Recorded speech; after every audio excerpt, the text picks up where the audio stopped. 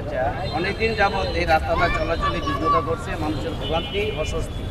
তো আজকে আমি হঠাৎ করে চোখে আমার বললো যে এটা নির্মাণ করছে এবং কার উদ্যোগে কাজটা হচ্ছে এই ব্যাপারে যদি একটু কথা বলেন। আসসালামু আলাইকুম। আমি তারুণ্যের প্রতীক সংগঠনের সভাপতি। আমাদের এটা হচ্ছে ছাত্র সংগঠন। আমরা গণঅভ্যুত্থানের পর থেকেই বিভিন্ন সমাজসেবামূলক কাজ করে আসছি। তো এই রাস্তাটা দীর্ঘদিন ধরে ভাঙ্গা ছিল এবং রেগুলার একটা না একটা অ্যাক্সিডেন্ট হতো। এখানে বিভিন্ন সমস্যা জড়িত ছিল। এলাকাবাসীর প্রাণের দাবি ছিল রাস্তাটা ঠিক হওয়া। তো আমরা আমাদের সংগঠনের কাছ থেকে উদ্যোগ নিয়ে ডিসি মহোদয়ের কাছে গিয়েছি।